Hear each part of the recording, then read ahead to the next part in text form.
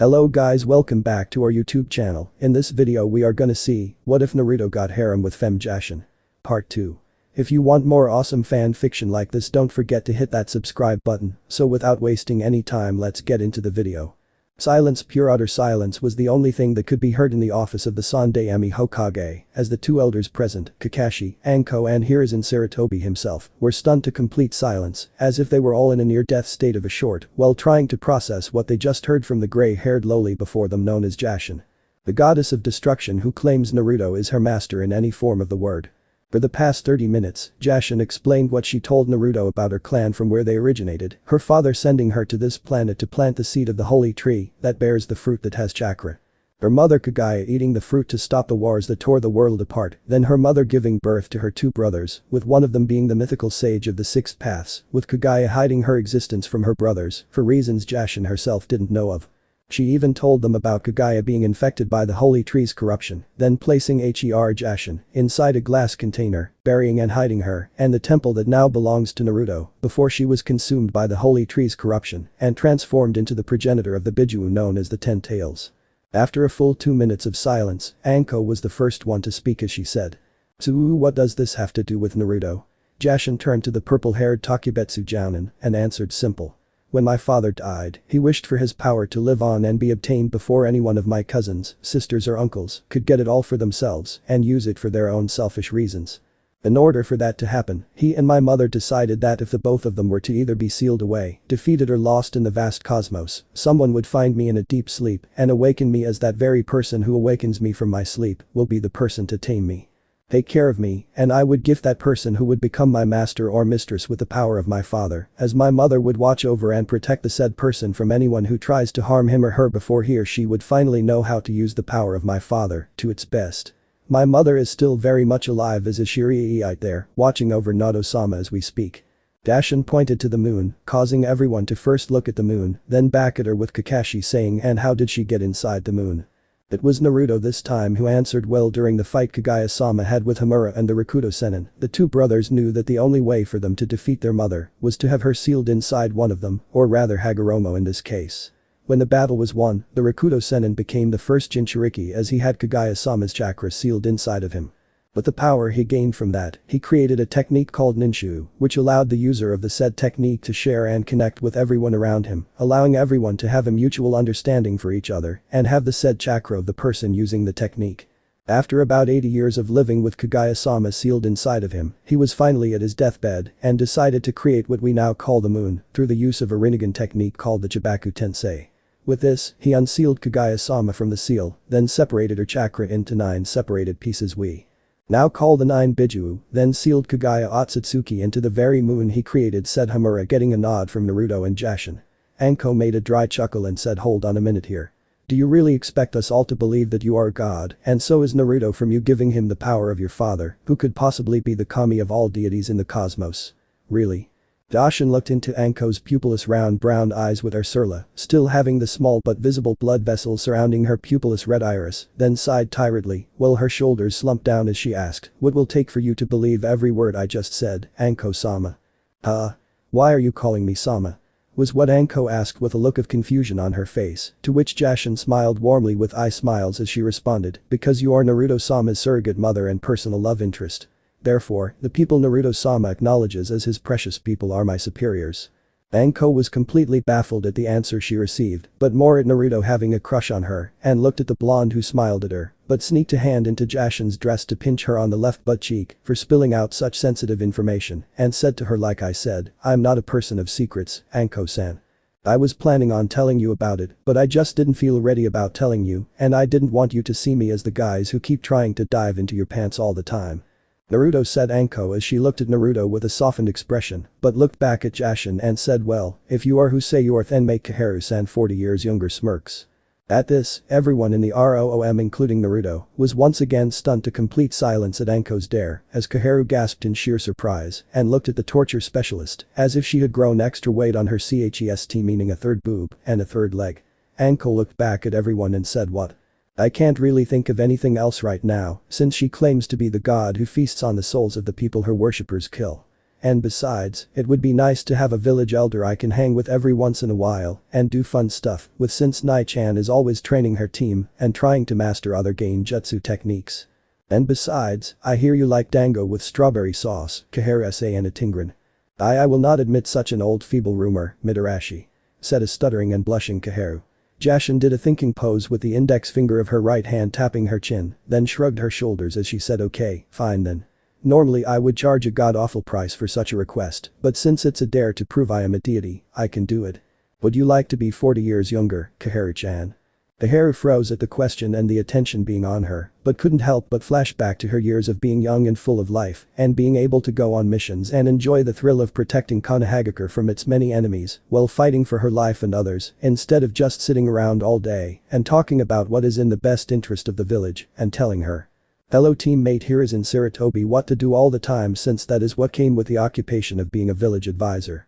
She would have continued her little trip down memory lane but was stopped by Jashin, who spoke with an annoyed look on her face, "We don't have all day here, little granny. Do you want to be a hot young woman again or?" "I would like to be young again, Jashin-sama. But if I may ask, will there be any side effects to retrieving my youth?" "Well," said Jashin while looking up to the ceiling as she continued, apart from your hormones acting up sometimes, your lust for hot and heavy sex coming back tenfold, your DNA mutating, causing you to have one or two bloodlines, and your body reversing the clock and being stuck that way, nope. No side effects. Now, Naruto-sama, can I have a cup please?" Naruto first looked at the female village elder before him for a second and could tell that being offered her youth back must have been something she has been dreaming of by the pleased look on her face and the desperation and happiness in her eyes. Then he looked over to Jashin to see that she was actually hiding something from that wink she gave him. I don't like that wink. I feel like my life is about to be more chaotic than it will already be when she gives me that wink." With slight hesitation, Naruto created a medium-sized glass cup with his left hand as the kanji for yin on his hand flashed, then handed it to Jashin who looked into the cup, then formed her lips into a small circle. In a split second, clear glistening white water came out her mouth like a tap pouring water into a cup and filled up the glass cup, causing the people in the room to look on in shock and awe at what Jashin is doing. Yep. There's no doubt about it now.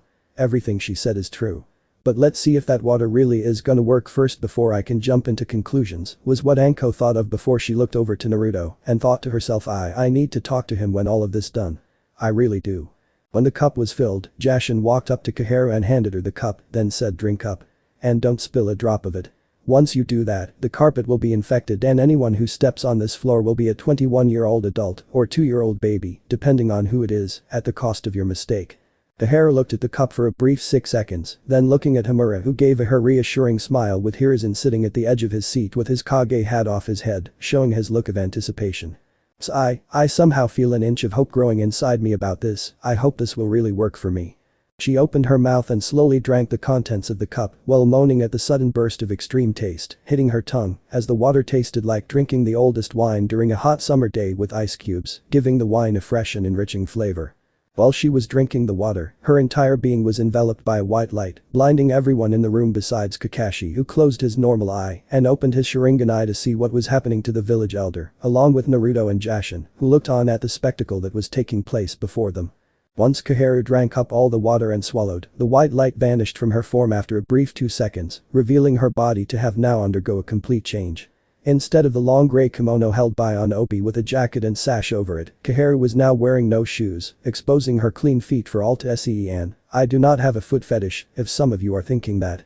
But the long grey skirt that reached past her knees showing the bottom half of her smooth long legs, and also wore a sleeveless grey shirt that was cut short over her now fully developed mid-C cup wrists, exposing her flat stomach and cute belly button with her marvelous hips, giving her the figure of a supermodel.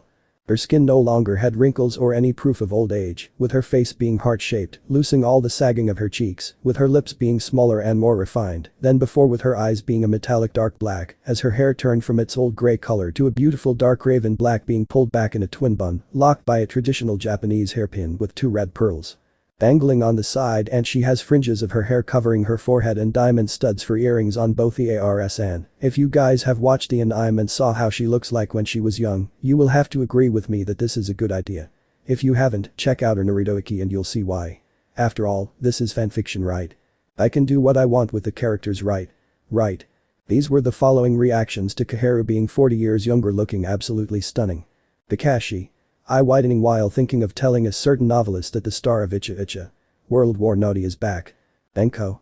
Eye widen with a small blush, thinking that Jashin is truly a god with her clan really existing, but her mind goes back to Naruto admitting her crush, then further going into images of her, Naruto, and the now young and beautiful Koharu having some hot steamy sex in the council chambers. Hamura. Turns pale white with shock while having a minor heart attack. Hiruzen. Same as Hamura, but wishes for his sensei Tobirama to see his sister figure back to her glorious beauty. Naruto helped her to see herself by raising his left hand to her and creating a mirror of her height, and the raven-haired village elder, or should I say youngster, eye widened as she raised her hands to her face to feel her fresh wrinkle-free cheeks, open her eyelids wide to see no bags underneath her eyes, then her hands reached down for her sizable bust that was held by a grey lacy bra. "Oh my I can't even think of what to say, this is most unbelievable," said Koharu. Jashin smirked as she walked up to Koharu and said, "And the best part about my water is..."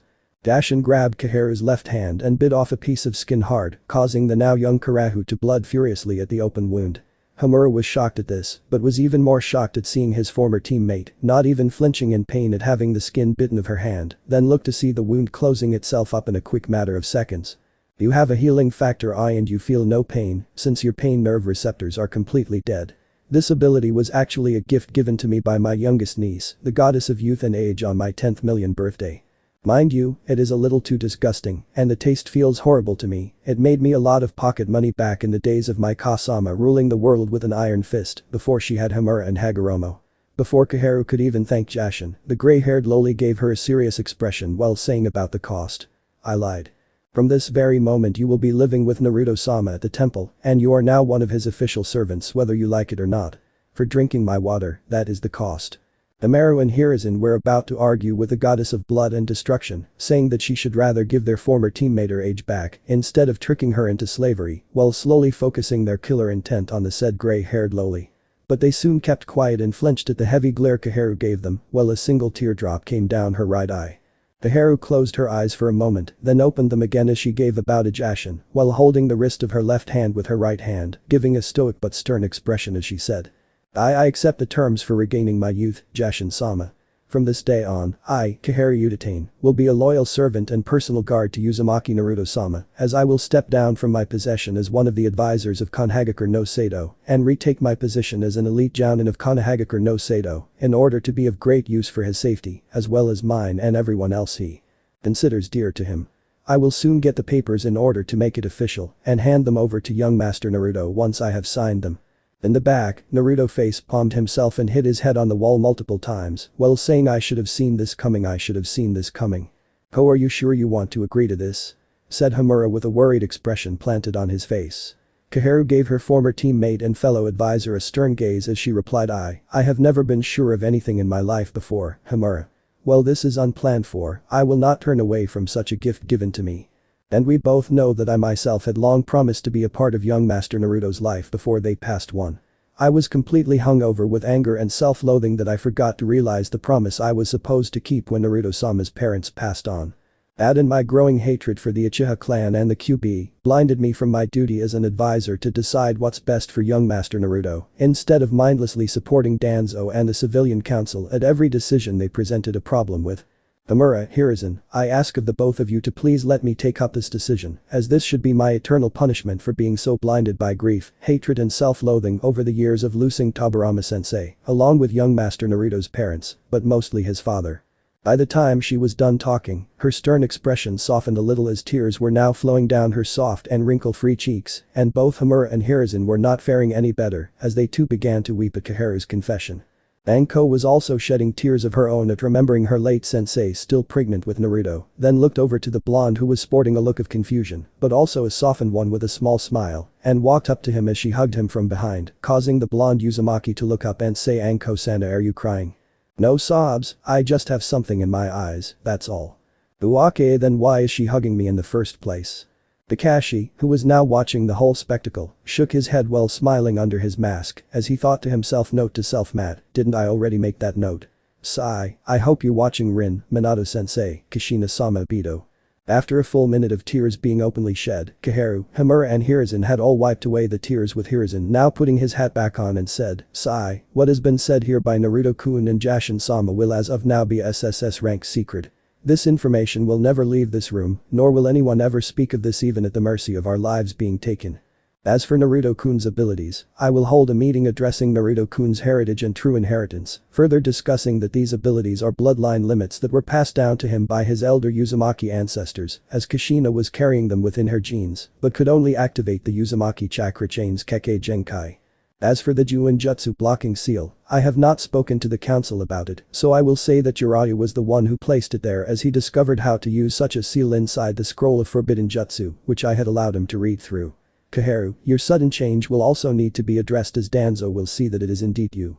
Koharu formed a thinking pose for a second, then looked back to Hiruzen with a stoic expression, and replied Danzo is a person who tends to always try and find out the very things that do not concern him, as knowing everyone's secrets is one of things he is best at.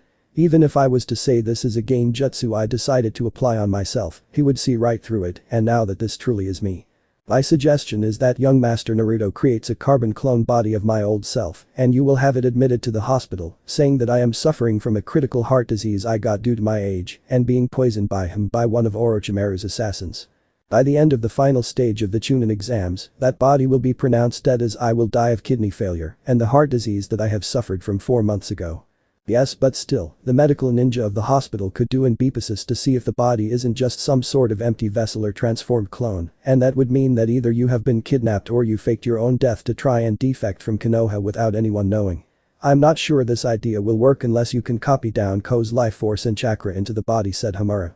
Naruto placed his hands in his pockets, then said with a grin, actually, there is way this could work. You see, the Rakuto Sennin created the Bijuu not out of nothing, but through the use of a technique called the Banbutsu Sozo no Jutsu. This technique alone allowed him to be initially involved in the then, through the application of vitality and the physical energy which forms the basis of Yang chakra, he would breath life into the resulting creations he made with the yin part of his chakra. But this technique, I will create Koharu-sen's aged body, then she will breath life into it, giving the body her own small life force and chakra. Of course, she will have to train in the use of using her Yang chakra separately, but that won't take longer than 2 days. Once that is done, I will start working on changing her chakra signature in order for no one to put 2 and 2 together, that she is still alive and faked her own death, and before anyone asks me how I know all of this, it's because of the blood transfusion between me and the blood of Kaguya-sama and Jashin-Heim's father, along with gaining some of their MEMORIES gains, a deadpan expression. Hamura at first thought over the process of the plan, then nodded, seeing as the plan was now completely solid, but one detail was left out. Oh, you will have to change your name for this plan to fully work. You have any ideas for that? Said Hamura. Koharu remained silent for a moment, then looked at Hamura and responded, my name will be Uchiha, and I will bear no surname. If I am to be asked of where I come from and who are my parents, I will explain that I lost my parents at birth and that I, or rather Koharu-sama, adopted me for the first 14 years of my life and gave me her surname to use as a name, since I was never given one at birth. Very well. I think the plan will be set in motion as soon as Naruto-kun creates the body and Uchiha-sen masters her use in Yang release. However, Jashin-sama, if I may speak. I already know what you two are gonna ask me, said Jashin with a half smile as she looked at Hamura and Hiruzen, who avoided the goddess's gaze while sweating nervously. I'll cut a deal with the both of you. For you, Hamura-kun, I will give you a cup of my water for the following. Some time from now, a certain somebody will be defecting from Konohagakure. When that happens, you will support Hiruzen over here in labeling that certain someone an S-class threat and give the kill on side order. For you, Hiruzen, I want you to search and eliminate this man. Jashin walked up to the desk and opened up a bingo book that was nearby to a page showing a white-haired man's face. His name is Haiden. From what I know right now, he last performed a ritual in Yugakure no Sado, meaning that he probably lives there or something I don't know and don't care. The reason why I want him gone is because he is the worst worshipper I ever had. All I could hear for the past 200 years is his stupid laughing, screaming my name in vain, and begging me to make him an angel of death so that he could be more closer to me than my first and most precious worshipper. When you see him and engage in battle, don't let him stab you with his scythe, as that will allow him to start the ritual of killing you and feeding your soul to me. When you go for the kill, blow him the funk up. I mean it deadpan, blow him up and leave not even a single piece of him behind, as that is the only way you can kill Jashinists of his kind. Sweat drop. Very well, Jashin-sama, once I step down from my position, I shall dedicate my retirement to finding this man and eliminating him once and for all, said Hiruzen, getting a subtle nod from Jashin, who then clapped her hands together and said, now then. Naruto-sama and Uchiha here will be working on the plan to fake her death for the week. After that, me and my cousin will remove the temple out of the ground and onto an unused training ground in the clan district. The move won't be noticed as we will do it late in the early hours of the morning. It's up to you how you want to tell the council and the people of this village about its sudden appearance, but the temple solely belongs to Naruto-sama, and only him, therefore, it is called the Uzumaki Temple. Now if you will excuse us, I will be the one to explain to Naruto-sama about his true heritage and who are his parents. Naruto-sama will come to you tomorrow in the afternoon before the council meeting is held. The Haru, or rather Uchiha, walked up to Hamura and gave him a hug as she said, I hope you can manage keeping Sarutobi in line on your own, Hamura. But of course. You might have been the smartest one in our team, but I was always the strict one looking after you and him and keeping you both out of trouble. Uchiha pulled away from the hug and gave Hiruzen a nod, to which he gave one back and said, next time we see each other, I will be sure to give you your Kunoichi gear back and reinstate you as a jounin, Uchiha. Naruto walked up to Kakashi, who has been rather quiet all this time, and said to his sensei, are you okay, Kakashi-sensei? You haven't said a thing since Jachan spoke. Kakashi looked down to his blonde student, then I smiled as he said, I'm perfectly fine, Naruto. I was just taking in what has happened so far.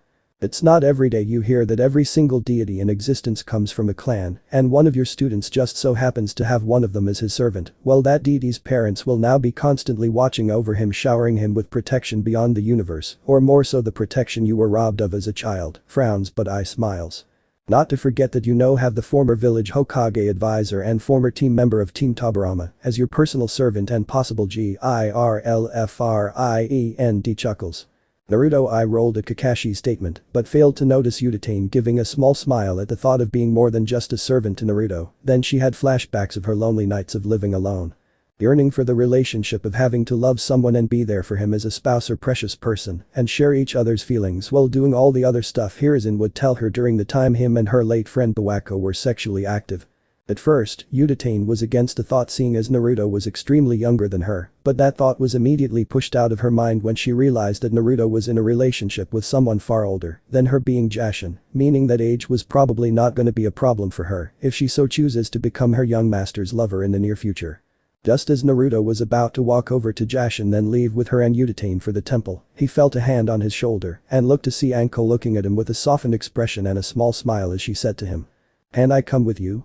There's something I need to tell you that's sort of related to what you're gonna hear from Jashin-sama. I want to tell you everything about why I took care of you then adopted you and why I have cared so much about you all this time when you were still young and now." Naruto could see that she really wanted to come, as he could see it in her eyes that were normally hidden by her mask of always being tough about things, being sadistic and installing fear into any man who so much as tried to greet her, as that mask was gone, revealing that sweet and vulnerable side that Naruto saw only a couple of times when he still lived with her. He gave a sad smile to Anko and responded, "Sure, why not? Naruto-sama, it is time for us to leave now," said Uchiha, who placed her right hand on Naruto's right shoulder, with Anko placing her hand on his left. Jashin walked over to them and grabbed Naruto's hand and said, "Don't worry, Naruto-sama.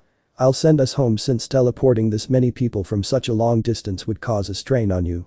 For now, that is." The group of four were soon encircled by different red glowing symbols that span around them fast, then they left the room in a white flash, with the symbols disappearing after they had left. The temple. In a large sitting room that is adored with gold-plated tiles, with the walls being white and the white ceiling having a large candle chandelier lighting up the room, as this room has multiple sofas with a large fireplace, keeping the room's temperature warm, and a sitting table surrounding one large family couch. Jashin, Uchiha, Anko and Naruto all appeared at the same time in a white flash, as red symbols span around them for a few seconds before they vanished, not leaving a single trace behind. Jashin turned to Uchiha, then gave the raven-haired woman a warm smile as she said, "Uta-chan, will you mind bringing Afi-chan here for us? She's just upstairs in the second floor. You'll know which room to find her in. While you're at it, please prepare us some dinner with the finest bottle of sake you can find at the alcohol storage." Uchiha gave a small bow and left the sitting room as she took the stairs to go find Office, then do the task of preparing food for everyone with some other dishes to prepare for her young master. Jashin turned to Naruto and said, "Naruto-sama, you might want to sit down for this. You too, Anko-sama." Once everyone was seated, Jashin took a deep breath, then exhaled before she looked at Naruto and said, "Do you know anything about your parents, Naruto-sama? Have you ever guessed who they might be?" "Well, yeah, a couple of times. I once saw this picture of the Yondaime Hokage, and I oddly saw the similarities I have with him, like the blonde spiky hair and my eyes. Then I saw the picture of this woman in a textbook explaining the Kunoichi history of Konoha. I think her name was Kushina Uzumaki, aka the Red Death of Konoha, said Anko. She was my jounin instructor back in the day before I left with that bastard of a snake Orochimaru. Naruto I widened at this, but composed himself as he continued. I actually read her entire biography and noticed that she was the Yondaime's wife and she had a child. The textbook said that she died with the child on the day she was. Oh boy, said Naruto, seeing the softened expressions on Jashin's face and Anko's face as well. It was a lie, wasn't it? Said Naruto, getting slow nods from the two females before him. Naruto sat there for a moment looking down as his eyes seemed to be narrowed, then looked at Anko and said what exactly happened on the day I was born. Naruto, on the day you were being delivered, the Yondaime had your mother moved to a secret location so that no one who would be harmed by the QB if it got out of the seal in your mother and to make sure that no one tried to attempt to kidnap her or you right after the birth. She did manage to give birth to you without having the seal breaking down as your father Minato was maintaining the seal the whole time and keeping it closed until your mother was out of labor. What actually went wrong was when a mysterious masked man came to that secret location, killed the Sandaimi's wife and took you hostage. This man only wanted your mother and the Yondaime tried his best to save both you and her, but only could manage to get you first. Once he did, he took you to the mansion he and your mother lived in, and once you were safe, he went out searching for your mother, but it was too late as this masked man had forcefully removed the QB from the seal and used some sort of strong mind controlling genjutsu on it to make it go on a wild rampage, nearly destroying Konoha and killing lots of innocent people who fell victim to its rage that day. Naruto was silent for a few minutes, but sat back up as he looked up to the ceiling, showing that his eyes were close to tears, and this caused both females to gain looks of sadness at seeing their always grinning and take no Naruto, now nearly being pushed to tears at hearing about his parents and what happened on his day of birth. Anko reached for his right hand and slowly caressed it as she continued. Your mother, she was somehow still alive and she had managed to survive the extraction of the QB from her and the Yondaime quickly saved her before the masked man could kill her. They were both debating about what to do on the whole situation and the Yondaime came up with the idea to have the QB sealed inside you. Your mother argued and fought at first about it, but your father told her that he couldn't ask for another person's child if he wasn't willing to sacrifice his own, and there was no other Uzumaki in the village that could house the QB seeing as your mother was far too injured and would die too quick, only allowing for the QB to come back and cause more havoc on Konoha. Kushina-sensei. She really cried when she had no choice but to help your father work on summoning the Shinigami and creating the seal that will hold the QB in you. She knew how horrible the life of a Jinchuriki would be, but your father reassured her that you would be seen as a hero for holding the QB at bay and making sure that it would never harm the lives of anyone again. There was a brief moment of silence as the two females watched Naruto sit there taking in the information, and they too began to weep when they saw Naruto clench his hands into fists while tears began to fall from his puffy red eyes. What? Sobs? What about the masked man? Did they find out who he was? Said Naruto. Anko wiped away her own tears and replied, hi. Your father fought with him for a while before he was able to defeat him and severe the genjutsu he had over the QB. He found out that this man was actually an Uchiha and claimed to be the late Madara Uchiha, who is the Uchiha clan's late clan head and ancestor. Since then, the Sandaime along with the village elders have been conducting an investigation to see if the masked man would be amongst them, but came out with nothing as they didn't have a brief description of him apart from claiming to be the dead Uchiha ancestor. Look, Naruto-kun, a lot of us knew the truth, but we were told to never tell you until you were strong enough to protect yourself from your father's and your mother's enemies, since that was the reason why you were not given both Minato's and Kusuhina-sensei's last names. I begged and pleaded with the Hokage and the council to let me adopt you, but I was denied at every turn. The Sandaime, he was the one who helped me get close to you and take care of you while the council wouldn't know about it. When the Sandaime bought that apartment down at the 9th district, I also moved in next door to you. It was then that I started to look after you, even though I wasn't always there that time. What about Kakashi-sensei? Did he know about this too? Said Naruto with Anko replying, he was your father's best student. Demo, Kakashi has been through a lot in his life before you were born. First, he lost his mother, his father the White Fang of Konoha, to suicide. Then he lost his two teammates during the Third Shinobi War. Then he lost your father and mother. When that happened, he joined the Anbu and buried himself into work until he wasn't in the village any longer, taking mission after mission. I guess you can say he sort of shared the same pain Kaharu-san had about you in a way. But me and Nai-chan, we got him to quit being an Anbu member and become a Jounin sensei so that he could hold up his promise of teaching you all the things your father taught him when he was still learning from him. Since then, he did all he could to teach you and make you a strong and powerful shinobi, even though the civilian council kept on blackmailing him to focus more on Sasuke and neglect you on purpose. Did I have any other family out there? said Naruto as he was now calm and wiped the tears away from his whiskered cheeks while taking deep breaths to stop the sobbing. Anko shook her head and said, I don't know much about that besides Jiraiya of the Sannin being your godfather. Naruto-kun, I'd be lying if I said I wasn't trying to make him stay and look after you with me. He was always in and out of the village, never staying for a day. Demo, I did get him to buy you that ugly jumpsuit and get you that year's supply of ramen that you always wanted. Naruto gave a low chuckle at hearing what Anko said and responded, at least he did something for me when I was kid and stopped some of those mob attacks that happened to me. But next time I see him, I wanna hear from him why he never stayed or took me with him to wherever he went, since it was his duty as a godparent to look after me in case my parents weren't around. Sigh, you both wanna know how I feel about all of this, don't you? Naruto received nods from both Anko and Jashin, causing him to sigh as he continued. I feel a lot of things right now. One of them happens to be happiness at knowing my parents are two of the most strongest ninja Konoha has ever produced. Then there is anger at knowing that they are the very people who are partially to be blamed for the shitty life I've lived. But now, I am starting to realize that it wasn't my dad's fault altogether, as he was only doing his duty as the Hokage to protect the village, and his duty as a father to protect me, since he knew both him and mom wouldn't be there for me, since they were fighting to protect everyone in the village and me. The only bad thing he did on his side was trusting this village to treat me as the hero he wanted. I heard from Mizuki that my dad was the person who sealed the fox into me, but the secret was to be never released for my own safety, since people were still mourning the loss of their loved ones dying at the hands of the fox. And were literally searching for a scapegoat to release all their anger on. It was those power-hungry sons of bisses of the civilian council that put the word out about me being the QB Jinchuriki, and that's when all this started for me with this village. Sigh, if you're gonna ask me if I forgive my mom and dad for what they have done, I do. Even though I still hold some anger at them, I understand that my mom must have said a lot of things to me before she sacrificed herself for the QB to be sealed away. My dad. Well, if I was to ever meet him, I would give him the beating of a lifetime, that's for sure. But I do understand that had he not sealed the QB into me, the entire village would have been destroyed and innocent lives would have been lost if he didn't do anything to stop the QB. As for the masked man, dry chuckle, he just gave me an epiphany of a lifetime. A good Uchiha is a dead Uchiha. I swear that if I ever cross paths with him in this lifetime or the next, I will make sure that I kill him, then bring back to life just to kill him again and again. And again in a lot of different ways that I suffered at the hands of the villagers, just to make him feel the pain he caused me all my life. That's a promise of a lifetime. Jashin could no longer help herself and got close to Naruto as she hugged him and openly wept on his shoulder. Naruto was shocked at first, but soon came to hug the goddess back while saying soothing words to calm her down while soothingly rubbing her back and patting the back of her head. Anko smiled at seeing Naruto comfort Jashin and couldn't help but also sit close to him and brush the top of his head while giving him one of her true smiles that she rarely gave anyone. You've really grown up from the time I met you, Naruto-kun.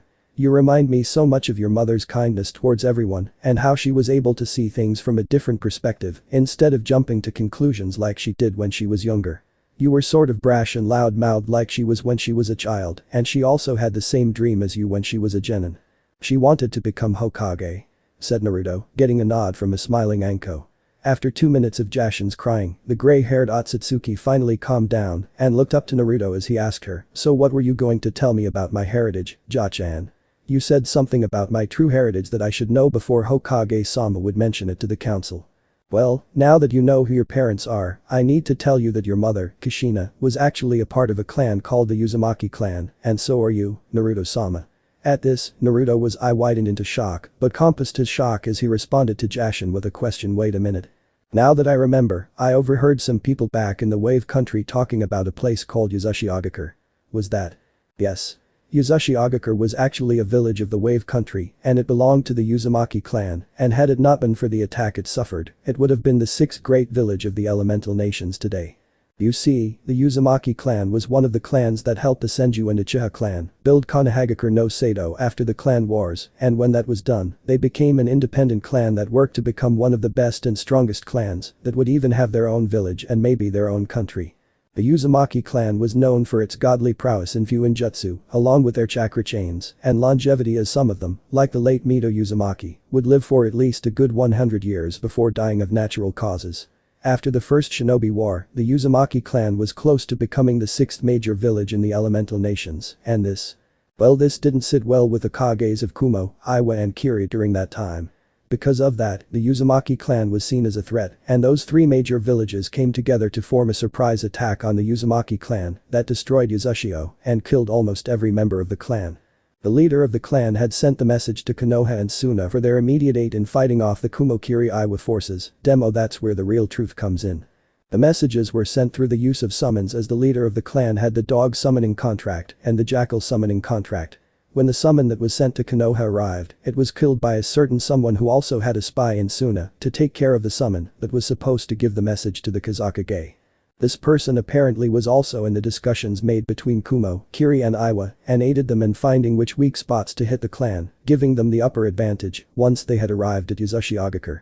Before Jashin could further continue talking, Utatane, still dressed in the long grey skirt that reached past her knees, showing the bottom half of her smooth long legs, and sleeveless grey shirt that was cut short over her mid-C cup wrists, exposing her flat stomach and cute belly button with her marvelous hips, giving her the figure of supermodel, arrived with two shadow clones carrying the inner feast, with Office following close behind, who was still dressed in her long black nightdress, adored with a fish cake pattern on it, now wearing just a pair of black slippers on her small feet. The former Hokage advisor village elder placed the trays of food on the table, then said to Naruto, "I cooked this feast for you, Naruto-sama. I hope that you will like the plate of ramen I had made with oxtail and beef soup especially for you. The bottle of sake will be ready shortly. Where did you find this woman, Ja-chan? She really knows her stuff. I've been watching her for the past 10 minutes now since I had woken up," said Office. Naruto I widened at the food before him that was served like a feast meant for a king, then grinned with eye smiles while rubbing the back of his head and said, "You really didn't have to go through making so much food, Utatane-san. It looks like you were cooking for a king and his army. Demo, you are far greater than any king that has come to ever exist, Naruto-sama," said Utatane, who raised her right eyebrow and gave a smile which made Naruto blush at the compliment in her smiling, then gave a sheepish laugh, causing the women who were watching to giggle at Naruto's blushing and Utatane's teasing. Jashin looked over to Utatane and said, "Uta-chan, I was just explaining to Naruto-sama the fall of Uzushio and his clan. Would you care to tell him who is responsible for the fall of his clan, along with the passing of Mito Uzumaki, and the reason why Naruto-sama's mother was chosen to be the Natum Kyuubi Jinchuriki?" Upon hearing the question, Utatane's smile vanished from her face and narrowed her eyes, then gave Naruto a stern look and said, "Shimura Danzo Shimura." 1 week later. Konoha Hospital. Sitting at one of the chairs of the waiting room inside the hospital is one Kakashi Hatake reading his favorite pastime book in silence while he was waiting for his eternal rival to finish his visit here in the hospital, since he promised the bowl-cut-haired Taijutsu master that they will have a little spar before Kakashi would return to training his least favorite student Sasuke. Without even looking up from his book, the one-eyed mask-wearing Jounin said, "Hello Naruto. Nice to finally see your face again." Naruto, who was planning on startling his sensei, gained a deadpan expression with a throbbing vein on his forehead at being discovered before he could scare Kakashi, sat down next to his sensei, and replied, "Nice to see you too, Kakashi-sensei. How have you been?" "Oh, you know, a little of bit of this, a little bit of that. I've been training him like I always do, and now I am forced to teach him an air rank assassination jutsu that will help him in his fight against the Ichibi Jinchuriki Gaara no Sabaku. That, and I have been trying to talk that godfather of yours since he got here about getting you this." Kakashi took out 2 scrolls from his pockets and handed them to Naruto, then said, "Inside those 2 scrolls are the 2 jutsu that gave your father the S-rank threat level and the flee on side order. The Rasengan and the Hirshin no Jutsu. I figured that since you will be trained by her who seems to get the gist of how things work with training you, she can help you master these 2 jutsu before the finals of the chunin exams. Of course, Jiraiya was supposed to teach you, but you and Anko had landed him in a coma he probably won't be waking up from in a month's time, I think. Hey. You know he deserved it for what he had to say to me before he told me the reason why he wasn't always around in my childhood. HMPH," said Naruto with a huff while folding his arms over his chest, causing Kakashi to smile, but his expression soon softened when he looked down to the floor and said to Naruto about that, "Naruto, I'm really sorry for what happened to you. I was really blinded by my grief and blaming myself for your parents' death that I nearly forgot about you." "Grins, don't sweat it, Kakashi-sensei. Anko-chan had already told me what you had to go through when you were still young, and it wasn't really your fault that Toussaint and Kachan died. I actually wish that maybe I could have helped you deal with the pain of having to lose the people you care about, since I know that pain too." Kakashi's expression brightened up at hearing that, but looked at Naruto with a comical grin and raised eyebrow as he said, "Ooh. So it's Anko-chan now. Wow, Naruto. That charm of yours knows no boundaries. Not to forget that Lady Luck must be really on your side with the ladies. First it was finding you-know-who and bagging you to Sen as a servant, then the new cute lowly dragon girl, now you're dating one of Konoha's most feared ice queens. I fear for the many women you will come across when you get older one day. And the kids you will be having. Huo huo. I see an army of demigods running everywhere here in Konoha. Bronson eye rolls at the perverted giggle of his sensei, keep it together, Kakashi-sensei, for you will never know if Jachan or Yuta-kan are watching over me right now with Kaguya-sama's crystal ball. You saw what happened to that closet perverted Bisu when he was watching Anko-chan and Office-chan go to the private hot spring, said Naruto, causing a dark cloud to fall on a comically crying Kakashi with his shoulders slumped down, who said that hot spring is gone, and that was the only one without a roof in Konoha, it's all gone from just one lava release technique she used to destroy it. Now there will never be Icha Konoha adventures anymore because of THIS comical sob. Anyway, thanks for the jutsu, Kakashi-sensei, and I'll be sure to master them during my training period. And for what's it's worth, I hope you stop training that stuck-up Uchiha faggot after this, said Naruto. Kakashi nodded once and said Hokage-sama and Homura-sama will help me with that, as the civilian council will be reported to the fire daimyo of their business in interfering with shinobi affairs. Laundering money from Konoha's tax payments and the Shinobi Academy, along with other crimes they have committed like exposing an S-class secret, which is your Jinchuriki status to the village during the time the villagers were still recovering from the QB attack. Once everyone on the civilian council has been arrested and executed for their crimes, a new batch hand chosen by the Hokage and his advisor will fix the mess that was made, like the education system in the Shinobi Academy and the village's economic system. Well, that's good to hear, but I gotta go back home and help Yuta-chan with that plan of ours. I'll see you soon, Kakashi-sensei, said Naruto, who got up and left the hospital as Kakashi also said goodbye to him. Kakashi sighed to himself as he sat back onto the chair and pulled out the book, but smiled at the same time as he thought, it seems like things are finally turning for the better in this village that has lost so much over the years, but I just hope that things can stay that way for Naruto. I can't help but feel as if a heavy storm will come before the sun can shine down on us all, sigh. Unknown location. Ah. I see you have finally returned from the little mission I had sent you on, Luka-kun. What have you discovered about the brat when you followed him to wherever it is he was going? I have discovered that he found a temple that belongs to the long-forgotten mother of the Rakuto Sennin. It seems that he has gotten such power in his grasp from whatever is inside. However, I could not enter the temple as the doors will only open once they sense the chakra signatures of those who are registered to the temple. I found out about who the temple belongs to by the stone table I found nearby. Be warned, Orochimaru, the Otsutsuki are a species no one on this world or any other world could match or even hope to touch, as they are a species of gods and goddesses who are very much respected and feared throughout all of existence. If the QB Jinchuriki has gotten such power from them, there will be no capturing him like you are doing with Sasuke. I would advise that you stay away from him, as he already has even greater enemies that will come after him and the Otsutsuki clan. Really, now? Still, it wouldn't hurt to try and see if I could make him my second vessel. After all, he does seem to have the legendary chakra of a god, and those eyes seem to hold far more interest and power than the great Uchiha clan's Sharingan and the Rinnegan. Such power will be too much of waste to ignore evil smirk. And who knows, maybe I can finally get all the world's jutsu and more if I can find a way into the temple, if it is to ever surface to the ground. If I can accomplish that, there will be no single ninja in the world that could reach my level. Kuku. It has been a good 3 weeks since the truth about Naruto's parents and his heritage was been told to the entire village, the council, along with all of Naruto's friends and all the ninja of the village, and a lot of things have happened since then. On the day of Kaharu's admission to the hospital for a heart disease was announced, the temple that once belonged to Kaguya Otsutsuki, which now belongs to Naruto, resting underground, the Forest of Death was finally transported to the public training ground at the Shinobi clan district, and a lot of chaos and panic had spiraled out about the whole thing.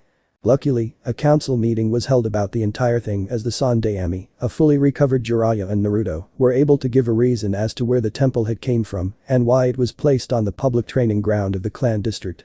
During the council meeting, the civilians had still yet to accept that Naruto was now going to be a part of the Shinobi Council as the clan head of the Uzumaki clan, along with the fact that he has the chakra and Kekkei Genkai of his Uzumaki ancestor that Kushina only carried through her DNA passing down to Naruto, who was able to grasp the chakra and gain the eyes during a mentally and physically painful experience in the Forest of Death. So as soon as he had arrived at the council chambers to take his seat next the Akamichi clan head Chauza, the overweight civilian FOOLs and maybe hookers seated as female members began to argue, name call him, since the Sandaime had lifted his law. Then babble on about how Naruto's power and eyes should be handed to their precious Sasuke-sama, since such power was not worthy of the QB bastard, and he should have never claimed to be the son of Minato, as the Uzumaki whore had raped their beloved Yondaime, just to have his child. Of course, not only did the Sandaime, Jiraiya and Naruto release an ocean of killer intent on the poor feeble fools, but also all of the Shinobi Council members who were friends with Naruto's parents, along with him too. Flashback time. Are you done now? Are you gonna shut up like you're supposed to, since none of this concerns you people? Said Naruto with an intensified glare that would put a certain torture specialist to shame. Some of the civilian council members nodded their heads nervously as they were sweating balls from the killing intent unleashed upon them, while others had already fainted since they couldn't handle the fiery gazes of the Sandaime and Naruto's combined. Naruto sighed as he stopped releasing killer intent, and so did the others as the Sandaime cleared his throat and spoke. Now that Naruto-kun has arrived, Jiraiya-kun here will now explain where does the temple come from and why has it been dropped onto the former public training ground of the clan district. Jiraiya, if you will. Jiraiya stepped forward and gave a short bow to the Shinobi Council and said, "Greetings, Council of Konoha. I understand that a lot of confusion has been made about the temple, but I assure you that there is a good explanation to be made upon its arrival here in Konoha. During my time of searching for any other remaining treasures that were left behind at the ruins of Uzushio, I had found out that some of the buildings that the Izukage and his elite force had managed to save were sealed away in very large scrolls that were meant for such a time like an attack to happen, which in this case did happen. I had tried to take all of the scrolls as there were more than 7 of them, but I could only take what was important, while I gave the rest to the Toad Summons, as they were there to help me retrieve the scroll that housed the great ancient temple that now stands in the training ground that was made public to the clans of Konoha. I was told by the Toad Summons upon their inspection of the scroll that the temple was actually several centuries old and its size was large enough to at least take up a lot of space ranging to 40 miles by measurement conversion. When I had came back here to Konoha to give my daily report on my findings of what my spy network could discover, I was told that Naruto's heritage and inheritance was to be announced soon and the Uzumaki compound was to be rebuilt while the main house was to be built afresh since the QB no Kitsune's attack had actually destroyed it along with the protective seals placed inside the house, triggering the house to explode as that also took away the Uzumaki Jutsu library that was a copy-down version of what the temple gave to Konohagakure during the time Mito-sama was to be married to Hashirama-sama. I had spent the past week teaching Naruto on how to release the temple from the scroll in that very training ground since the temple couldn't be placed at the Uzumaki compound that is still undergoing reconstruction as we speak. I actually bought the land of the training ground from Hokage-sama when I told him that I needed the space, said Naruto. Danzo, who was sitting beside Homura, spoke with a stoic expression planted on his heavily bandaged face. If that is the case, then why wasn't it mentioned that you would buy the land, then use it to be a place for the temple to reside on? And why is it not possible for anyone else to enter the temple besides yourself, Jinchuriki? Naruto, at first narrowed his eyes at the old warhawk who did the same, then was about to speak when the Sandaime interfered. Naruto-kun had bought the land just yesterday, and my advisor was there to stand witness to agree that the training ground now belonged to Naruto-kun and the Uzumaki clan. In any case, the land of that training ground was to be sold, since no one within the clan district was using it, since every clan compound has its own individual training ground. I spoke with all the clan heads present here in the chambers of this matter, as I had went to all of the clans to say the training ground will now be owned by the Uzumaki clan, and they all agreed as no one was using it anyhow. And besides, the temple is clan property. My clan has already given the Konoha library the basics of Fuinjutsu, along with giving the dog summoning contract to Kakashi Hatake, who has been a good summoner to the dog summons when I asked them. What is inside the temple is none of your goddamn business, Shimura, so I would kindly like to ask you back off and not even think of trying to set foot anywhere near it again, said Naruto, who got no reaction from Danzo, except an eyebrow raised from the old warhawk. One civilian member foolishly stood up and said. Even if that training ground wasn't used by anyone, it was still private property. Hokage-sama was supposed to inform us of this matter, as selling such land is only affairs handled by us, the civilian council, not the shinobi council. And there has been rumors that the temple itself has people living inside there. The QB brat has kidnapped young children. We have seen 2 little girls leave the temple and enter it numerous times. Naruto sighed tiredly and looked to the Sandaime, who gave the blonde a look that said, this is what I have to deal with every day. Naruto sat back on the chair and rubbed the sides of his neck and said to the 2 shouting hooligans of the civilian council, okay, first of all, you idiots have no jurisdiction on the district of the shinobi clans, and if memory serves me well, that training ground and the land once belonged to the Kurama clan, of which they had sold the land to all the shinobi clans of Konoha only. meaning that they were the only ones who held the shares on the land. Hokage-sama chose not to hold a meeting over this, since it would be rather easier to go to all the clans and ask them if they would allow me to buy the land, as all the money was sent to them besides the Uchiha claw. Naruto baka. Give Sasuke-kun the money he deserves and give him that temple. Said one skinny pink-haired banshee who was now walking in with Sasuke, who had a smug grin on his face. The loud screeching of Sakura made one Tsuminazuka wince while growling at her, and Shukaku who was sleeping was now fully awake upon the loud screeching of the pink-haired stain in the room.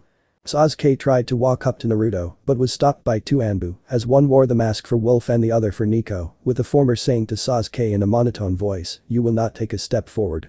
Sasuke was about to retort to this, but was stopped by Naruto who said, "What do you want to say to me, Sasuke?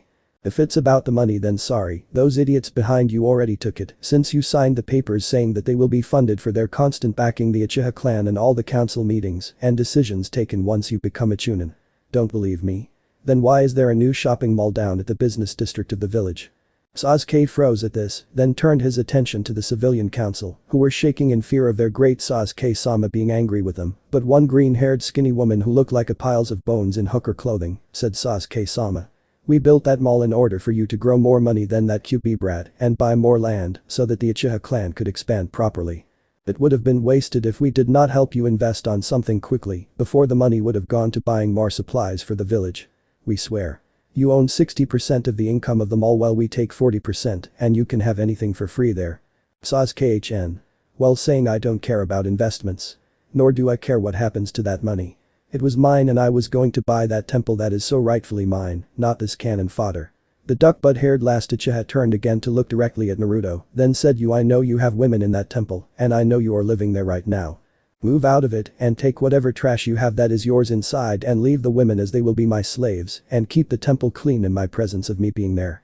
As from this day, that temple now belongs to the Uchiha clan, which is the only true founder of this stupid pathetic village and the greatest clan in the world. My word overrules yours, Naruto.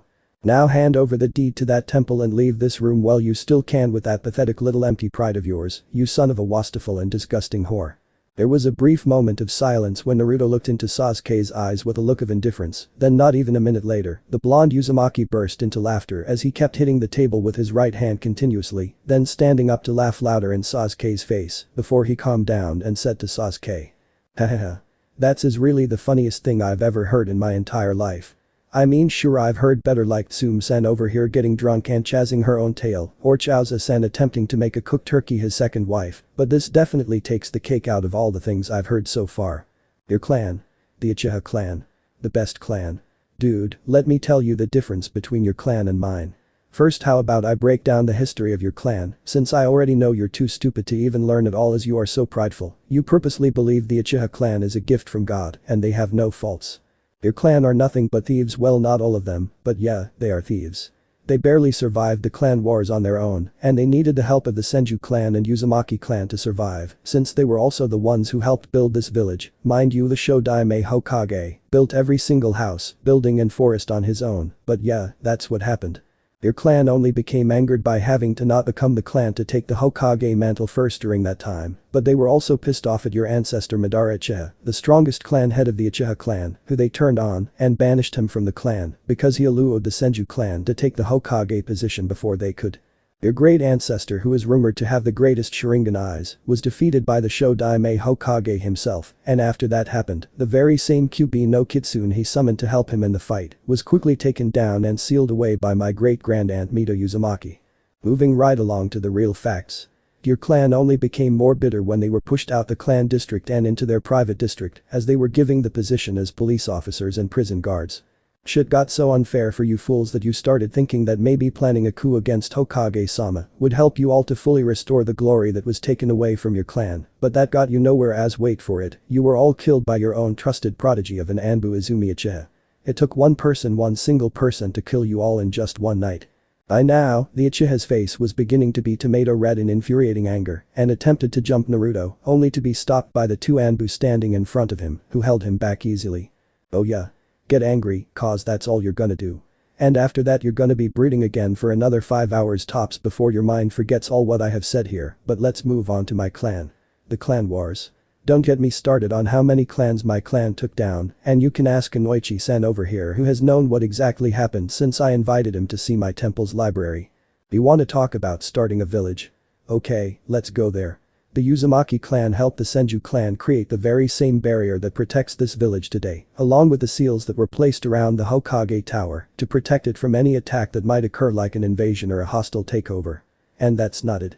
When Mito-sama got married to the Shodaime Hokage Hashirama Senju, the Uzumaki clan provided this village with a high number of deed S-class kenjutsu that made the Natum Hokage Tobirama Senju a feared and acknowledged shinobi of his time. Jutsu like the Kage Bushin, the Great Edo Tensei and the summoning jutsu to summon the Shinigami. After that, my clan moved on to build its own village. Yeah, that's right. Its own village. And it would have been the 6th great hidden village had it not been attacked. Oh, you're gonna smirk now. Said Naruto, seeing Sasuke smirk at hearing what Naruto said about the Uzumaki clan being attacked, but the blonde continued, yes, we were taken down with only a handful full of us surviving, unlike your flat foul end being spared. You know what it took to take us down? Not one person. Nope, it took 3 great villages, 3 great villages to take down one clan that took out nearly the entire army of shinobi sent to take us down. Sure, that was a lose, but again, a lot of us had survived, and my mother was sent to this village and taken into custody of the Senju clan when she arrived. The other survivors? I'm not sure where they are, but I'll soon find them and have them live here in Konoha with me, so that the Uzumaki clan can be whole again, and maybe Juist maybe have its current clan head be the first Uzumaki to become Hokage. Now, Hokage-sama, I would like to conclude to the council that I am living in the temple and will be staying there for the time being until the main house of the clan compound is built, and I would also like to be placed under the crow. Some of the civilian members gained smug looks at this, as one fat bold member stood up and said, if that is the case, then your sperm is all that is required. Once there is enough, you will be executed for insulting a future clan head of the great Uchiha clan and poisoning a village elder.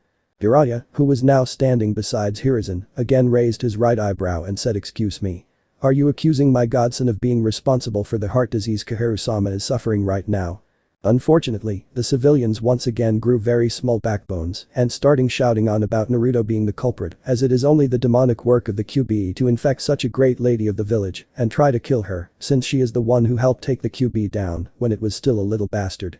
They would have continued again, but were stopped when the Hokage released a heavy amount of killer intent on them and said, silence, you blabbering fools. I will not be hearing anything from you all about Kaharu ever again, and that accusation will be revoked this instant. Am I clear? Am I clear? Again, the civilians had gotten shit scared and all sat down, as all of them avoided the Sandaimi's intensified glare and nodded their heads nervously as they didn't want to be on the receiving end of the great professor's wrath. The Sandaime cleared his throat and said, this discussion of the Uzumaki temple has been now decided and a village meeting will be held to explain to the villagers that the temple is a part of Konoha and who it belongs to. Now, we shall discuss other important matters related to UPOPLE' glares at the civilian council.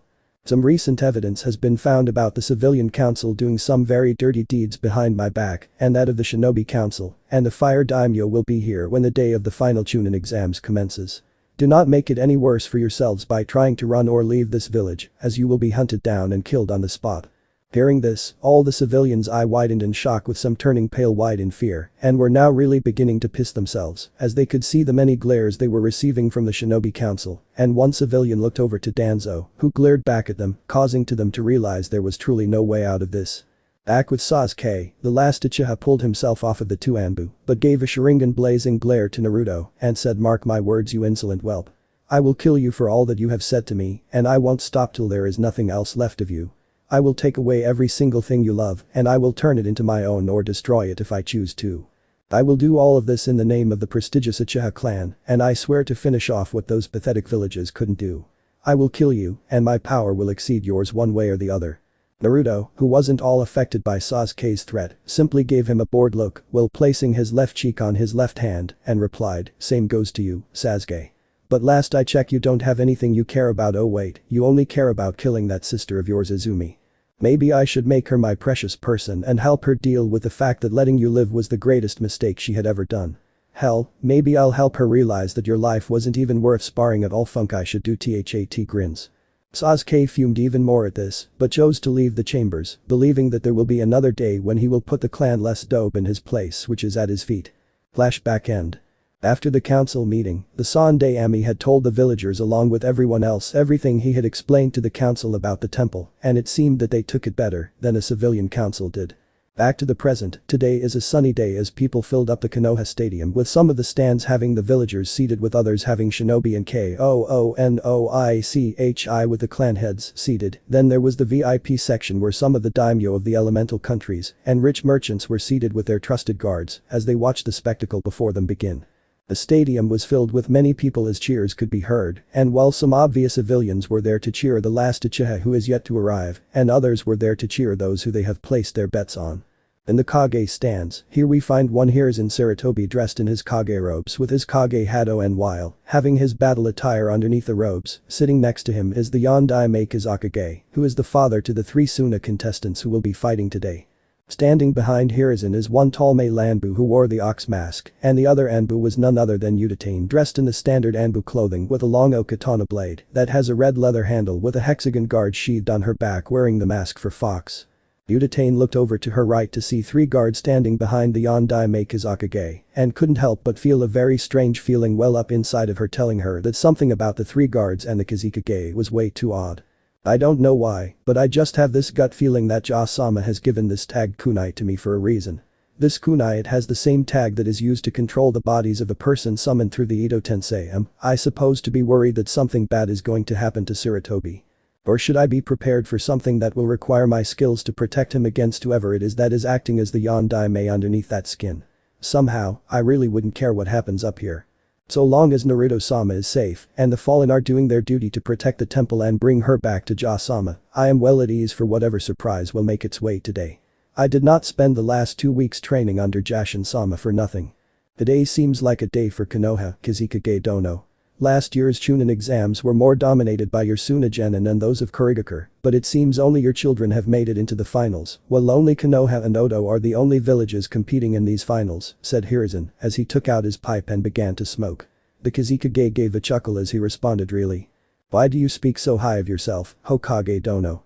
Do you really believe that the last Uchiha can win against my youngest son Gaara? Sasuke? I wasn't talking about him. But on that matter, I do wonder what is keeping him and Kakashi late. If they don't get here before Sasuke's match with your son starts, then I will disqualify him as I shall not show any favoritism just because some of the villagers have came to see him. He is just a genin competing like everyone else today, and he shall not be given special treatment just because he is the last member of the Uchiha clan or for the fact of some of the merchants betting on him against your youngest son Gaara-kun. The Kizikage didn't give a reaction to what Hiruzen had to say, but Kohoro saw a slight eyebrow twitch, along with his left hand twitching twice, causing the disguised Kunoichi to be more vigilant about the Kage sitting next to her old friend and soon to retired Sandaime Hokage. Down at the stadium, 7 of the contestants out of the 9 were present, and here we find one Genma Shiranui finishing his explanation on the rules and said. Also, Shikamaru Nara will not be competing against Osu who was found dead a week ago, so now the match will be changed to Shikamaru vs Tamari no Sabaku, and there will be no extra matches. Now will everyone besides Naruto Uzumaki and Neji Hyuga please leave the arena and head up to the contestant booth. Everyone left for the booth besides Naruto, who is still dressed in his straight black jumpsuit pants with a pair of black shinobi sandals and a white t-shirt adored with a black upside-down star. The Konoha headband tied around his forehead, and he has a small platinum braid chain around his neck, and there appears to be 2 tattoos on the top parts of his hands, as his left hand has the Kenji for Yin, and the other has the Kenji for Yang, and Neji who is dressed in blue shinobi sandals. Brown shorts and a khaki shirt with a dull blue shirt beneath the khaki with mesh armor, and he appears to have bandages wrapped on his chest, right arm and right leg, with his hair being tied into a loose ponytail, and has the Konoha forehead protector at his forehead, as it has 2 straps framing his head. Genma looked at the 2 chunin hopefuls and said to them both, "Are you ready?" The 2 nodded in response to the question, then Genma shouted Hajime. Then stepped back from the 2. "You are fooled to think you can win against me, Naruto-san, for fate has already declared me as the winner of this fight," said Neji with a smirk, only to gain a tick mark at seeing Naruto's bored expression as he responded to the Hyuga prodigy. "Neji, for my sake, yours, and the Hyuga clan, do not, I repeat, do not babble on about your stupid beliefs in fate and how fate has given you the bad hand because your late father was born a few seconds after Hinata-san's dad. I really do sympathize with the lose of your father and how that has affected your childhood, but what I don't like is your hatred for the main branch family of the Hyuga clan, especially how much you hate Hiashi-san and his 2 daughters. This caused Neji to fume and clenched his fists as he yelled to Naruto, "What do you know about what I have been through? You know nothing of my struggles. You are just like Hinata-sama when it comes to what fate deals for." Hold it right there. I know enough to actually know what you have felt, Neji. You might not know this, but my parents died sacrificing themselves to seal a tailed beast into me that took the lives of a lot of people in this village and nearly destroyed Konoha as a whole. Because of a couple stupid and bitter idiots on the council who can't tell the difference between a scroll and its contents, I haven't been living the high life I was fated to live, as you would say. Sure, I had Anko-chan to take care of me for a while, but my life was still shit even with her around sometimes. I had constant assassinations on me, mob attacks on my birthday, people ridiculously overpricing me, and nearly being raped this one time. A certain funk boy of a man thought doing that to me would help him relieve his anger of the loss of his ex-wife and child to the QB. You know how I feel about all of this? I don't feel pissed at all, because I know that being angry at THEM points to the villagers won't solve shit for me, so I did the best thing I could do and not give up on living my life the way I wanted to, not the way your fate wanted. I just recently got lucky and found out about my parents and my heritage as an Uzumaki. But did I let it go up to my head? Funk no.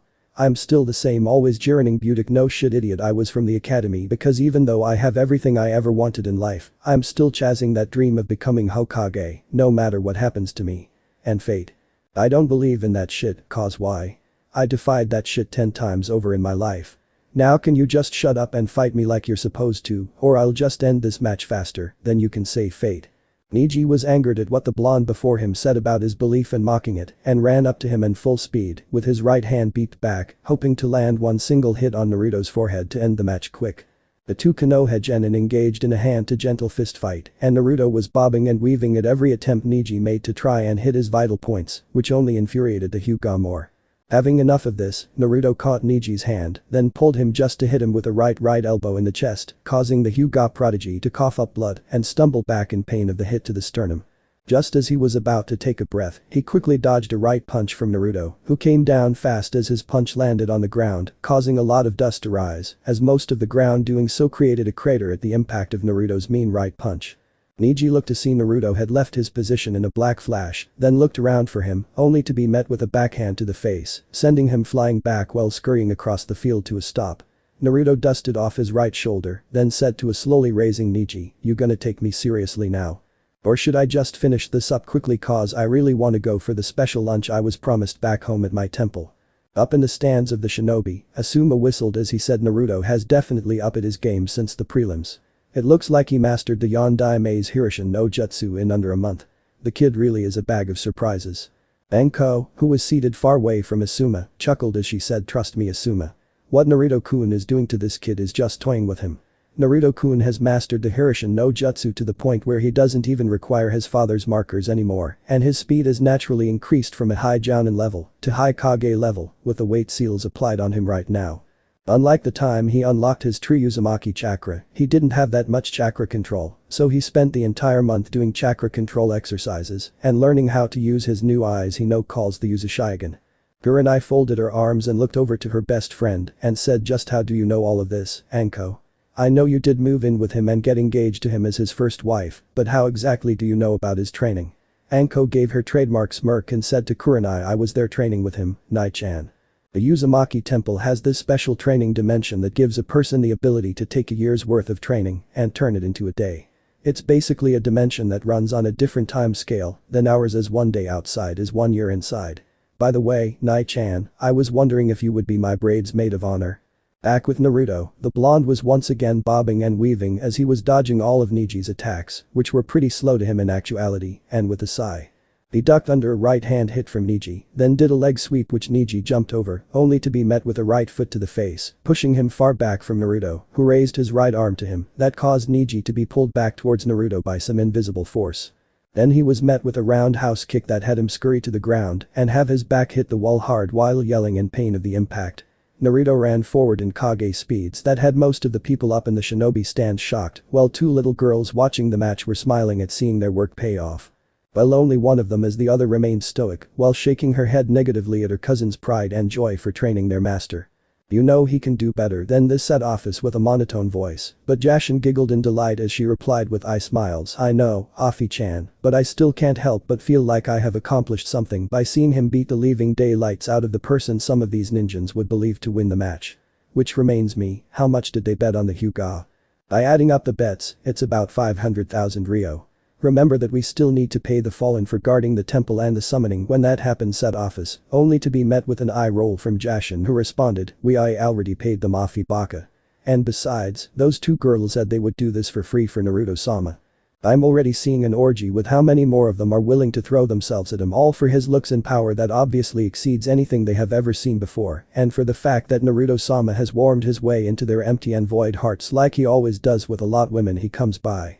Naruto-sama really owes you big time, Afi-chan. Snickers, I think I know how he plans to repay me already, said Office with Jashin eye widening at knowing what Office meant, then folded her arms and huffed with a blush as she said, lucky piss. It has been 3 minutes since the start of the match, and Niji wasn't faring well as his clothes were all messed up and he was bleeding from several open wounds on his person as he could feel that his chakra was slowly becoming more and more depleted at his constant use of the rotation when Naruto would use his unbelievable godly wind and fire jutsu that has nearly set ablaze to the stadium. If it wasn't for his quick thinking using the sand around him to switch of the flames with the sand turning into a glass by the heat. He looked up to see Naruto just finishing the hand signs he was doing and said fire style. Phoenix fire jutsu. A torrent of 1,000 small fireballs came flying towards Niji and the Hyuga prodigy once again began to spin as he shouted rotation. And the rotating chakra protective force field came up stopping the fireballs from attacking Niji. Once he stopped rotating, he immediately turned on his Byakugan, then saw Naruto slowly walking up to him, not even looking a little tired from the constant fire jutsu and wind jutsu he has been using. Niji growled at this, got into position as he said, I am getting tired of you toying with me, Uzumaki. I will end this match once and for all, and show you that fate has decreed me the winner, even with all your power exceeding mine. Go ahead, take your best shot, said Naruto, who stood there with his arms to his side, waiting to see just how much damage Niji's best technique could do to him, seeing as he could see the Hyuga prodigy was on his last legs. Niji smirked at this, thinking that the blonde Uzumaki before him has now fallen to arrogance, believing he could dodge his next move, and said, you are now within my range of divination 8 trigrams. 64 palms. The young Hyuga then ran up to Naruto and delivered the many Jukin strikes while shouting. 2 palms. 4 palms. 8 palms. 16 palms. 32 palms. By the end of the barrage of Jukin attacks, Naruto was somehow still standing on his feet but could feel his body was now numb and blood was slowly trickling out of his mouth with his eyes being closed. Niji, who was now huffing and puffing as he could feel he didn't have that much energy left to continue fighting, smirked as he looked on at the frozen form of Naruto and said all of that talk was nothing but a bluff. Look at you now. As I said before, your fate was to lose to me and now you are standing there with just an inch of your life left. I can see that all your Tenketsu points have been sealed and now your special Uzumaki chakra won't be of any use to you anymore. This match is. Well, that was disappointing. Niji looked back at Naruto, then stepped back in utter shock of seeing through his activated Byakugan. The very same Tenketsu points he had closed through hitting them were now being forcefully opened as the very core of Naruto exploded with white chakra that had spread throughout his body, unsealing the Tenketsu points he closed up. Impossible. How can such a thing like this happen? I shut off all the points in your body. Just what are you? Naruto slowly stood up and looked at Niji as his eyelids opened, revealing the white rings in his gloss black eyes spinning fast, and said me. I'm just a kid with a lot of bad luck. But don't take my word for it. Go ask that bis you have given your whole life believing to be real. She knows I'm the type of guy who never falls down, no matter how hard you come at me. Now, it's time I end this match. Naruto narrowed his eyes as he looked deep into Niji's pale white eyes and said. Tsukyomi. Up in the Kage stands, the Kazekage eye widened and voiced his shock over to Hiruzen and said this young man he hails from the lost Uzumaki clan, but his mysterious Dojutsu gives him the variant abilities of the Uchiha clan's Sharingan and also has the strong affinity of fire and gravity release. How is that possible, Hokage Dono? I have never seen such eyes or power before in my experience and knowledge of the Uzumaki clan. Neither have I, Yondaime Dono. According to the history of the Uzumaki clan, it is said that the ancestor of the clan was a descendant of the mythical Rakuto Sennin and wielded a Dojutsu he was gifted from the Shinigami himself. In a way, the Uzumaki clan has always had a better relationship with supernatural beings as they were given their longevity by the Shinigami and were given the mask of summoning as a way to establish some sort of summoning contract with the said deity. The scientists of this great village have deduced the Kushina was carrying the DNA of the Uzumaki ancestor, but could never activate the Kekkei Genkai, along with the abnormal white chakra that is said to be that of a god. But doesn't the legend of the sage say that he had white chakra too? Said the Kazekage, and Hiruzen narrowed his eyes, then responded in a low tone. Yes, it does speak of that. Back in the stadium, once Naruto mentioned the said genjutsu, Niji eye widened first, then screamed loudly for a short 5 seconds, then fell to knees, then collapsed on the ground, with his eyes going to the back of his head. Genma quickly checked Niji's pulse, then stood up as he said winner by knockout, Naruto Uzumaki. Naruto looked up to the crowd, then eye widened at the many cheers we was given by the crowd, as he thought to himself they're cheering for me. No, they're just sucking up to me, that's all whatever. If they wanna cheer then who am I to stop them? Besides, I always daydreamed of this moment as a kid, but now the feeling is just not the same I guess. Naruto then left the field as he walked up the stairs, then got up to the booth, ignoring the looks of shock he was getting from the Suna Siblings besides Gaara. Hey Shikamaru. You better not forfeit the match you're gonna be in now. I saw your mom up in the stands with something that looks really big, shiny and probably made from steel too, said Naruto, only to be met with a grunt and a troublesome mother by Shikamaru. Time skip. The fight is the same as the canon with Kidomaru forfeiting his match with Kankuro. It was now the match between Gaara and Sasuke, and the self-proclaimed leader of the greatest clan in existence and Uchiha elite still wasn't there as he was yet to arrive for the fight with Gaara standing in the field, not looking too pleased about his opponent not arriving as his mother desperately wanted to spill the blood of the last Uchiha. Up in the Kage stands, the Yondai Kazekage was trying to talk to Hiruzen Sarutobi about letting Sasuke compete but still failed the finals since a lot of people have came to see him fight Gaara, but the Sandaime Hokage shook his head and responded.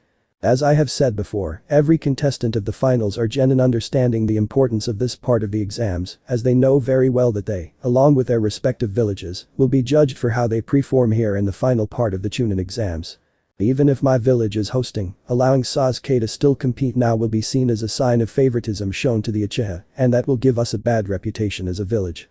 Therefore, Sasuke must be disqualified, and Naruto-kun will fight your daughter to determine who will be fighting Gaara-kun in the finals. OSUSHI. Tell Genma that Sasuke is to be disqualified for not arriving to fight Gaara, and will not be competing against anyone as he as of now failed the chunin exams. The Anbu nodded and left the Kage stands in a leaf shunshin, then whispered into Genma's right ear, who nodded to the Sandaime Hokage, and said due to Sasuke Uchiha not arriving for the match, he is to be disqualified with Gaara no Subaku being the winner of the match. Insert boom from the crowd, the next match will be. Poof. In a poof of smoke, Sasuke and Kakashi finally arrived with the later saying to Genma, are we late? Yeah. Because of that, Hokage-sama has disqualified Sasuke for not arriving any sooner, and he won't be competing with anyone as he failed the chunin exams altogether. What did you just say? Said a fuming Sasuke, who would have said more, but noticed Kakashi walking away and turned to him while shouting, hey, get back here and defend me, you lazy coward. If it wasn't for. Smack. The crowd, along with Sasuke, was stunned to silence when Kakashi turned around and gave a backhand smack to Sasuke, who was pushed back by its force, and said to the Uchiha with a stoic expression. This will be the last time I ever speak to you again or even look at your disgusting face again. I will never ever teach your spoiled selfish ass anything ever again, and I don't care what you think of me, and I never really did as I only trained you because the civilian council was blackmailing me, which might I add, is now coming to end today. I won't tell you this again, now stand the funk up and go back to that empty house of yours as you are no longer needed here. You have embarrassed this village and this country enough already. Back at the stands, the Kazekage was thinking to himself while watching what was happening to Sasuke. Damn it. Curse this old fool for stopping Sasuke-kun from competing and curse that blasted Kakashi. I can't allow Gaara to fight the QB brat as I know he will most likely knock him out before he can rely on the Ichibi for chakra and lose control. I guess I have no choice but to start the invasion right now while I still can and killed Sarutobi-sensei and capture the QB brat and Sasuke-kun at the same time. The Kazekage took out a small mirror from his right pocket, then flashed it into the crowded seats, giving some sort of signal to a masked figure in a black cloak hiding behind one of the seats who recognized it and did a few hands as he whispered. Feather illusion jutsu. In just that very moment, white feathers could be seen falling from the sky, and all of the civilians in the crowd soon began to fall asleep, while most of the shinobi in Kunoichi recognized the genjutsu and immediately released it before they could fall for it. The office, who was not affected by the genjutsu at all with Jashin who decided to succumb to it out of the fun of experiencing the illusion, took out a flip phone and dialed a number then called it. As soon as the call was answered, she sat back onto the chair and said to the voice on the other line. Azazel, it's time. Open the gateway and make sure no innocent human is harmed. Understood, office. Over and out. Naruto looked around him to see several Suna Jounin with Oto Jounin surrounding him whiling, releasing all of their killer intent on him, and saw Shikamaru knocked out cold as he was hit with a chop on the back of the neck, and the Oto Genin being Kidomaru was long gone. The blonde Uzumaki looked at them all and said. An invasion, huh? And by the looks on your faces you're all either here to kill me or kidnap me for whoever sent you. Well, I got 2 words for you, grins and spreads arms out. Shinra Tensei. Chapter end. Alright, that's it for today's video guys. Let me know in the comments section how was the story, and also don't forget to like, share and subscribe. I will meet you in another video. Peace out.